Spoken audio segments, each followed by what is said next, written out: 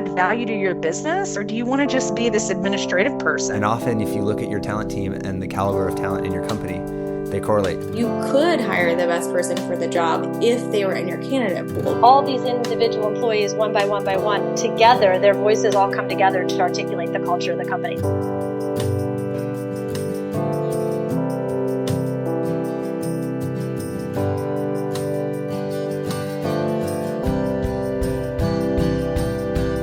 This is hiring. Hiring on all cylinders.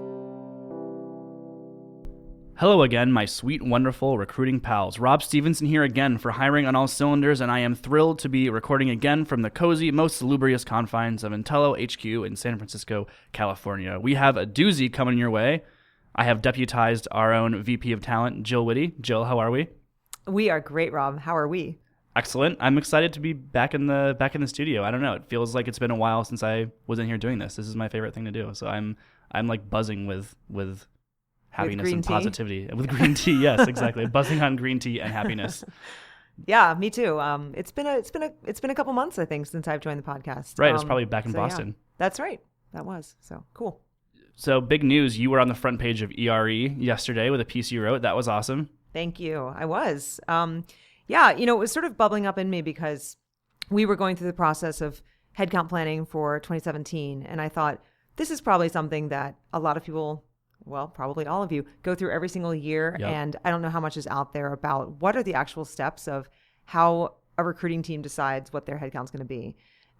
So I sort of walked people through our formula, and I modeled it. I said, this is really, in a lot of ways, similar to a sales funnel. You're thinking about metrics, you're thinking about funnel pipeline, you're thinking about rate of conversion of, your hiring funnel, and then you're mapping that to how many hours it's going to take of a recruiter's or a sourcer's time, and you're planning in that sense. Exactly. And you kind of back your way into how productive can we expect to be, what's a reasonable goal given our bandwidth. Exactly. So yeah, that was pretty cool. I'm doing a little bit more of that these days, and I'm enjoying it. I love it. The piece is called How a Talent Acquisition Team Can Look at Its Own Hiring Plan. It's on eremedia.com, one of the favored publishers in our space, so definitely check that out. And also we had an all hands yesterday where you gave a state of the Intello Talent Union. That's right. Condensed down into 3 slides or something like that. I know. Yeah, some big goals this year. We're doing a lot on the Intello employer brand. We're looking at doing a little bit more with building a talent community. Yes. Among candidates who, either they're passive candidates or they come in, but they're not a good fit for a role we have currently. So how to stay engaged with them, how to keep them close to Intello and make sure we're reaching out at a regular cadence, that kind of thing. Exactly. So lots of big ideas, things we can do. Oh, and the other big idea, which I'm so excited about, is we are going to develop a quality of hire metric. This is something that I've been interested in for a long time, but we haven't officially done. So we're going to do that. That is kind of a squishy metric, it seems. That there's a lot of discussion on how to calculate it. And is there a number you can put on someone, I guess. And it's different for different job functions. So I'm really excited to see where you land in that debate. I am too. I'm going to be working with Britt, our director of recruiting, as you well know, and Amina and the rest of the team to get their input about what they think really makes sense. And also with our people ops side, because this is as much about how the employee performs on the job as it is about all of the promise they show when they're a candidate. So I haven't quite dialed into the formula, but I know it's going to involve some combination of retention. Do they make it to the 6-month mark, 1-year mark, et cetera? Hiring manager feedback. And we're going to put a numerical score on that. How is the hiring manager feeling about the employee after 30 days, after 6 months, maybe after a year? And in our company, we don't do numerical performance reviews where we'd have some sort of standard metric about, are you getting a 9 out of 10 or anything like that? Right. So that's in the bigger companies. I would think that would play a part too, is basically how are they performing? But for us, that would be determined by the hiring manager check-in. So some mix of that, I think, is going to get us to our QOH. Right. I am looking forward to see what you decide there and how that nets out. And also you can share with me how quality of a hire I was. Well, you stuck around for a long time. I'm still here, so I'll go chat with Scott. Yeah, exactly. Well, lest we ignore our awesome guest any longer, I don't want to do that. Sitting patiently beside me is the former head of talent from change.org and Zynga. Currently, he is serving as the head of people at Vevo. Brian Schneider, so great to meet you. Thank you for coming in and meeting with us. Thanks for having me. So you are 3 months in at Vevo now. Yes. So are you kind of getting settled in? You're fully ramped up. What are kind of the big projects that you're working on? Yeah, well, so first off, I just so that my manager doesn't wonder what I was thinking. I'm the head of talent acquisition. Okay. But I happen to work with somebody that I've worked with for many years, who is the head of people, and her name's Colleen. She's wonderful to work with. A great leader. She started around the same time I did. But so far so good. Three months in, I feel like I am quite comfortable already, but I also feel like it's been a lot longer than 3 months. I know, right. Just as anyone else probably in the talent acquisition world would agree, especially in the tech space, when you're hiring en masse, sometimes it goes quickly.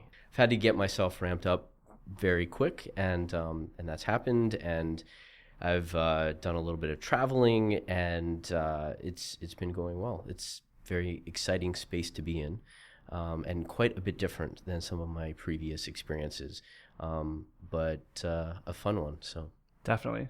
So you have a bunch of open roles. I was looking at your careers page earlier, a lot of technical roles, and they're sort of spaced out all over the globe. You're in Portland, you're in New York, you're in LA, but you're also in Berlin and London. So have you had to manage recruiting teams in all these places? How does this global recruiting strategy come together? Yeah, so I'd say that I've always been a part of a company that has had a global presence, and so global recruiting was a part of it to some extent. It really wasn't until change.org. I spent just about 2 years there, where I can honestly say I underestimated the complexity of having a global recruiting function. 18 offices, 18 countries, 22 offices. Yikes.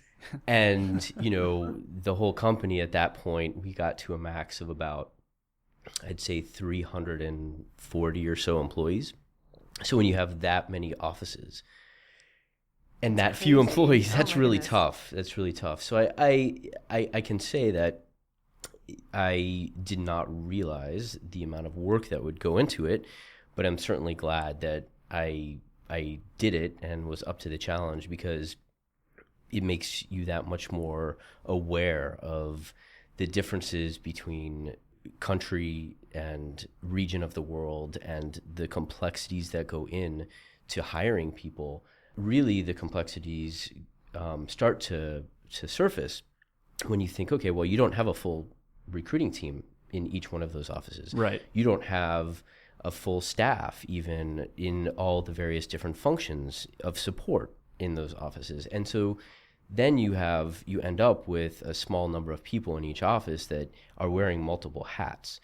And, just another hat is recruiting. And of course, I think it's the most important hat. Yep. But, it is oftentimes something that they can't give a whole lot of time to. So then how do you support them? How do you give them tools? How do you give them the help that they need from a process standpoint? And most importantly, how do you make sure that the baseline fundamentals of what it means to be a hire at that company globally exist and can be assessed in those locations? So yes, you can always have your local flavor of what culture means in that country, but at some fundamental level, you have to have, a set of criteria and requirements that it means to be an employee there at that company. Right. So in this case where people are wearing a lot of hats, where there's not necessarily an installed talent team in their office, would you try and persuade them that it's the biggest, most important hat? Or would you have to say, okay, I need to be comfortable being priority number 3 or 4 and work with what I've got there? I mean, we could beat the drum all day and say, hey, it's recruiting. We have to have the best people. I think that is best left for the very top. I think that has to be the culture from the very top, that we have to hire the best people. And I can say it all day long, but if it's not actually coming from the very top of the company, then it's hard to, make that argument to, any of those individual offices that, hey, you have goals, you have these aggressive goals that you have to meet to even keep your office open in that country. And so, how can I tell them that, you have to spend more time or place more emphasis on recruiting?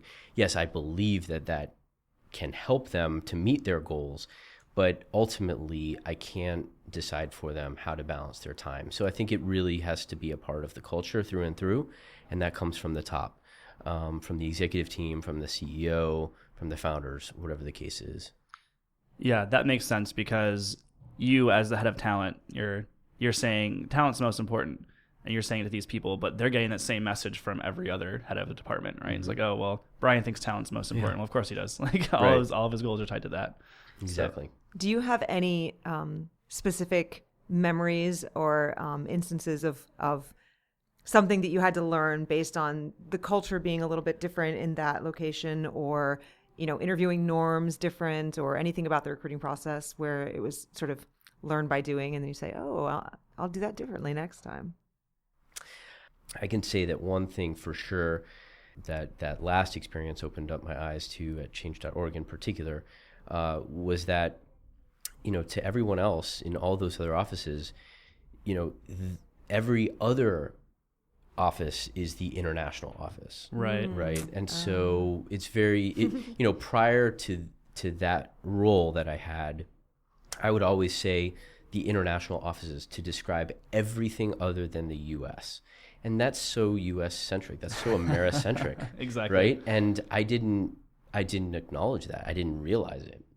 And, change.org is very mission-driven company. It's very important that everybody is given the ability to do their best work and being valued.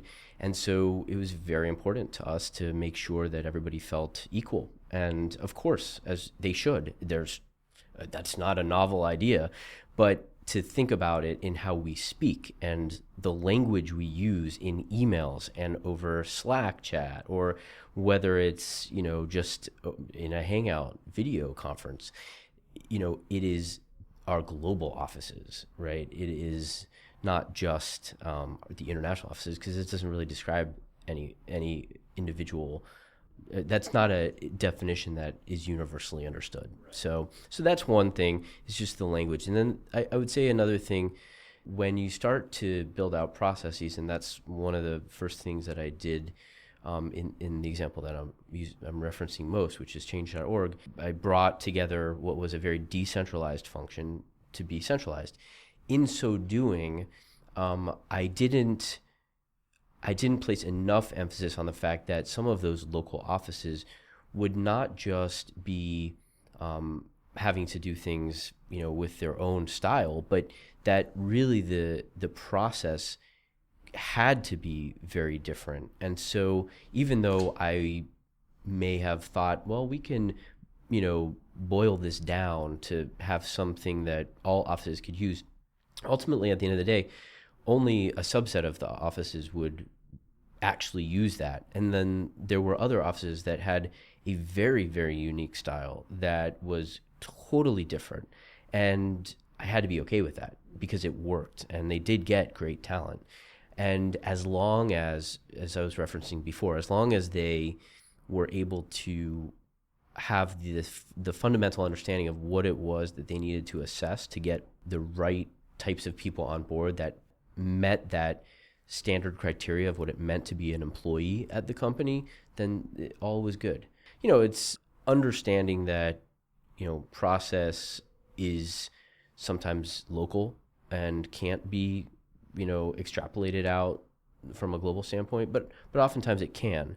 And so just being flexible, and I think that's part of our jobs as, talent acquisition, leaders, is to understand that there are always going to be exceptions, and as many algorithms as we might try and place on different things, everybody's unique, and so we have to adapt. you came into change.org and essentially oversaw the doubling of the company, right? And then for one reason or a million others, you guys had to cut back. And then you are now overseeing just massive layoffs, which is not a topic we've ever covered on the podcast. And I think if you have, you know, aspirations and talent, most of our listeners, they're going to have to oversee layoffs at some point in their career. And so it's probably the worst part of the job, and not a glamorous thing and something that you can relish in, but you still have to, I guess I don't want to use the word execute, but you still have to do it, right? Yeah. I'm sorry. I did not plan that. I promise, Jill. Oh, bad. I'm sorry. I take it back. But you still have to get it done. Yeah. So what was your experience overseeing that whole project? Yeah. You know, when you're recruiting, when you're hiring, the last thing you're thinking about is letting go of the opposite. people. Yeah. I mean, it's the complete opposite end of the spectrum. And also in recruiting, it tends to be a great, fun job. I mean, it's hard, but it's a positive job. You know, you're giving people opportunity, giving people a chance at a career. Then when you flip that around, it's horrible. And I'd like to say that it was my first time having to be involved in running a layoff, but it wasn't. I was at Zynga from about 100 and I don't know, in the hundreds of employees, in between 100 and 200, something in there, and then saw the growth of the company up to just over 3,000.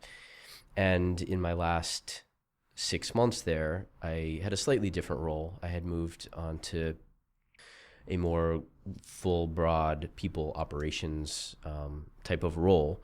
And I project managed the first major layoff at Zynga, which, you know, was also not fun. It was the first time I had ever touched something of that size and that scope and scale. And hundreds of people were involved in that. And 2 months of prep and planning, and me being in secret offices, you know, right, away from people, is just, it was not fun. But it is something that, you know, is going to have to happen at some point in your career. If you're in talent and you stay at a company long enough, every company has its ups and downs. Yep.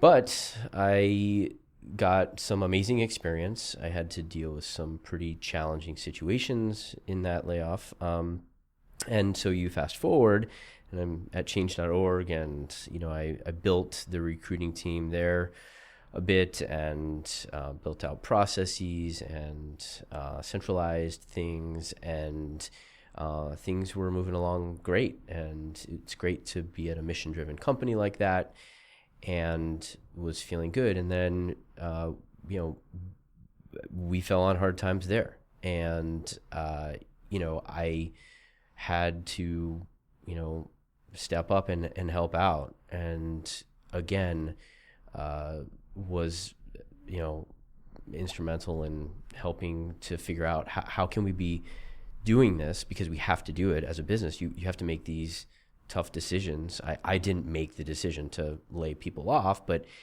that decision had to be made at the company. And so therefore, how do we do the best job possible with what is happening? And that became the challenge and the goal. I became aware of this a little bit sort of through the grapevine, and you know, we have one person in our company who was at Change prior to all these layoffs, you know, a year or so prior. And so she knew a little bit from what was going on from some of her friends. But anyway, sort of word bubbles up. And then, you know, I think one of the things you did that was so generous was in how you treated the people who were exiting. So I'd love for you to just comment a little bit on that. Yeah. It's important to recognize that we're all people that are all, you know, trying to get through life and make the best of it. And so with that being said, if you turn the tables and you're in that other person's shoes, it's going to suck.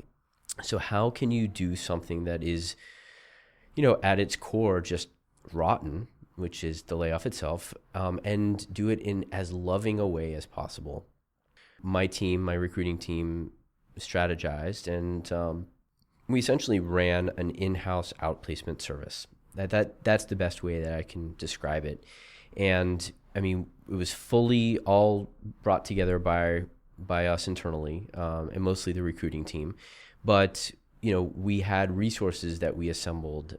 We had, in one of our all-team meetings, a town hall, if you will, we had Google Forms that collected for 5 minutes of time during this town hall. We were just silent, playing music, and everybody just submitted these, form after form of people that they know at companies, at other companies, contacts that we could collect, and so that we could provide this resource of networking opportunities of people at other companies that we could provide to the people that we were letting go.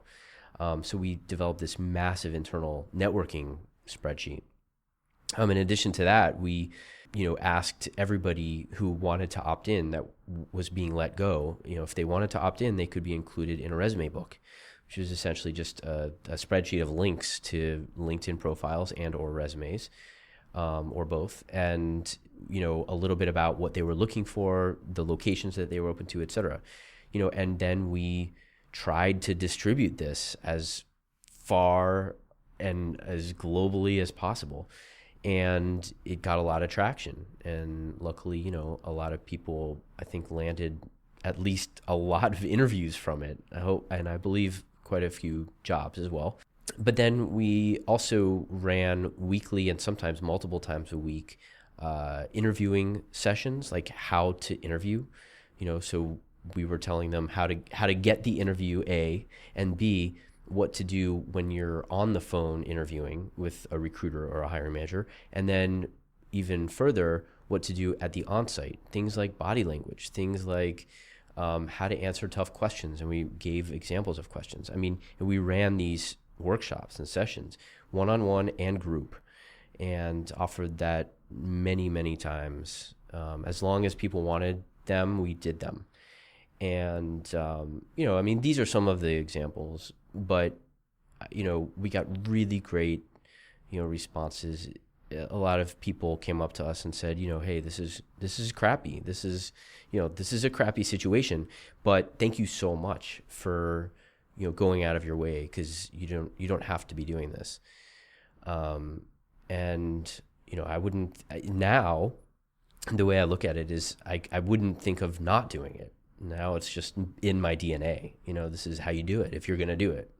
Yeah, you said that as someone in talent acquisition, you don't think of doing the exact opposite, which is talent de-acquisition. So, yeah. But it sounds like in this case, you were still able to very much be a recruiter and like have your talent team mentor these people and share your experience in recruiting and get together all these contacts so that these people had the best chance. So like, you're still kind of parlaying your skills and talent as a recruiter to help these people even after the fact. Absolutely, yeah, that's right.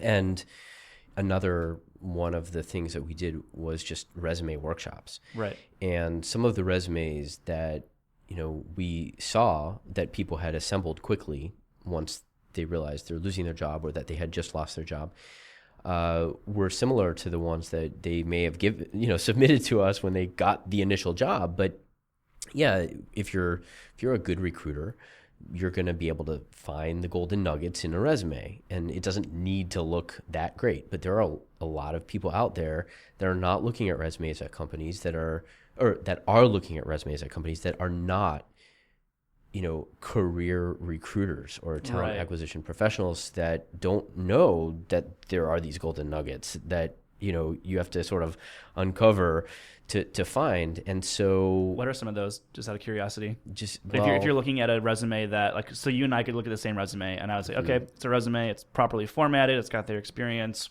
meh. 8 seconds later, I'm like bored. But if you would look at that, what would be like the little pieces that you might pull out that would tell you more than it would tell me? Well, I mean, I think that varies a lot depending upon the job type. But in a more general sense, I'll answer that I can think of numerous occasions that I have hired or have helped to hire ridiculously strong engineers that didn't spend any time and probably still don't care at all about making their resume look great. And it looks so light. They just don't put anything on it. Right. That it stands out from the crowd because it looks like there's nothing on it. It looks like there's very little experience.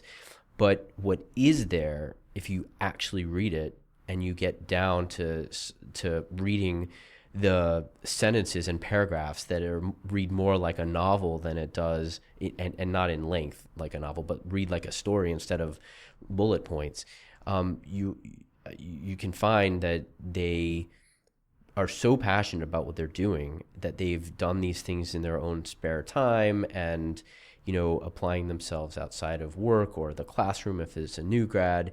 And then they really shine when you give them an actual opportunity to go up to a whiteboard or to code, online with you, while you're doing a phone interview. And it's like, wow, okay, I'm glad I picked that individual because every other recruiter is probably going to pass over them. And in many cases, they'll tell you, yeah, I didn't get any real, any bites at my resume. I applied to a lot of places because a lot of people, I think, just don't realize that just because it's not great formatting and doesn't have what looks to be on a superficial level great content doesn't mean that they're not a great person. Yes. Yeah, and I've seen that kind of format that you're like the storytelling aspect of a resume in a couple places.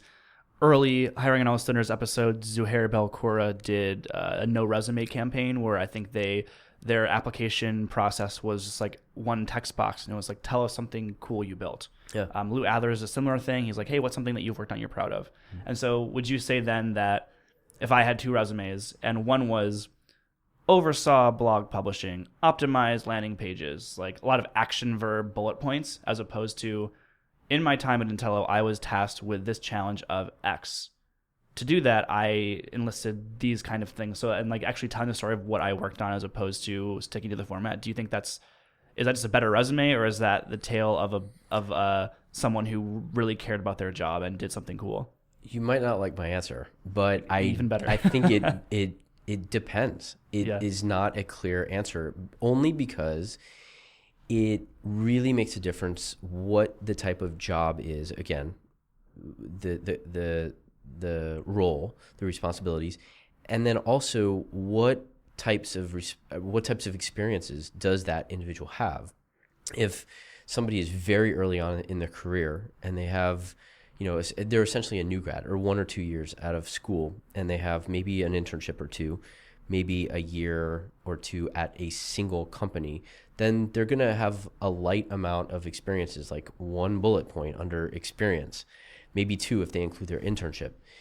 And so in that case, I might recommend that they go a little bit more into the longer form description instead of the individual bullet points, unless they really crushed it that 1 year, and they have a ton of accomplishments that they can put as bullet points. But I think that there are a lot of different approaches, and I think when we were, to go back to the example, when we were evaluating resumes that we were looking at to help these people that we were trying to help them launch into their next careers after we had to let them go, it was just interesting to really spend time to understand, okay, what is it that you'd like to do? Do you want to change your job? Do you want to stay in the same thing?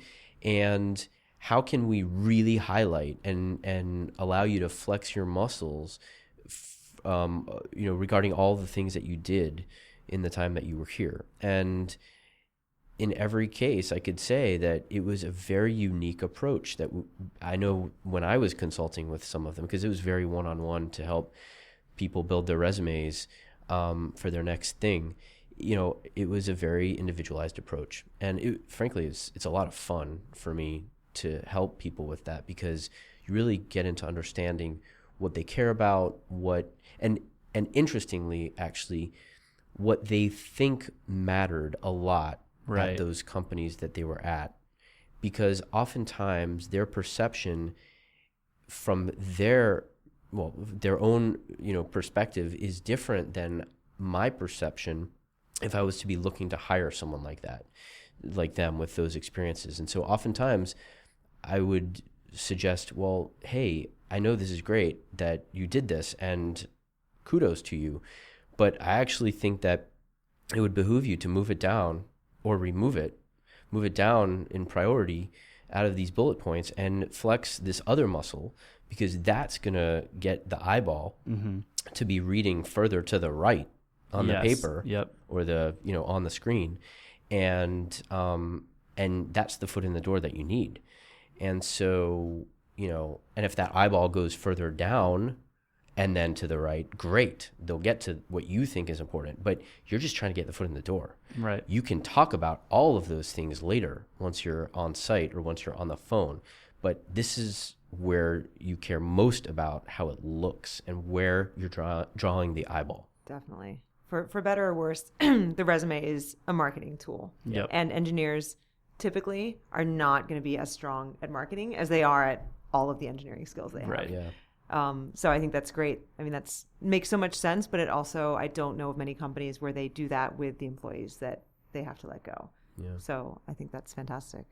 I personally have been through a couple layoffs, and I was not treated with any of that goodness. I don't know. There was once that I was told, okay, we're eliminating your job. Sort of good luck to you. And that was it. And it was very unclear, even, and I was in a foreign country, it was very unclear, okay, do I, is there any severance, and how do I get back to my own country, and things like that. That was fun. Yeah, and just questions like, can I stay here without a job? I know, am I legal anymore? Right, yeah.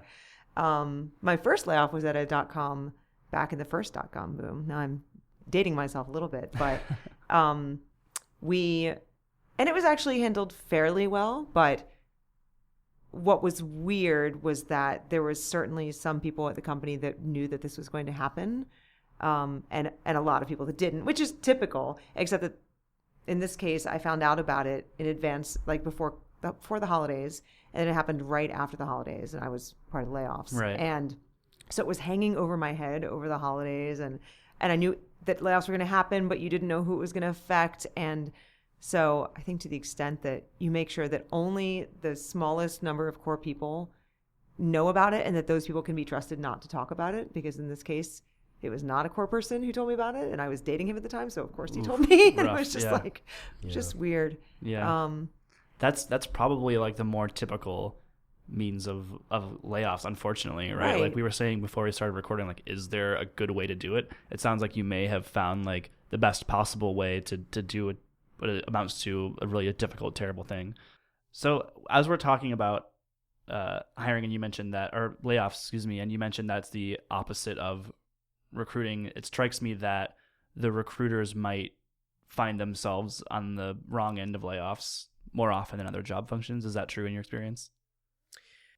I'm not sure about more often, but it certainly happens. But it is seeming to be a bit of a rite of passage in many cases, especially in high growth companies. Mm-hmm. And more often than not nowadays, especially because there is a lot of pressure on performance of companies, from especially ones that are seeking rounds of investment and have to grow insane amounts and then slow down to get that investment, and then let people go, let recruiters go, not necessarily everyone else, but just recruiters, because they're not going to be hiring much longer. Oftentimes contract recruiters are the first to go, but sometimes companies only hire full-time recruiters, and then they're letting go of the full-time recruiters. Right. Yeah. So I would say that in reviewing resumes and when I'm sourcing for different roles, I give recruiters a pass on short stints more than any other role, because it's a fact of life in recruiting,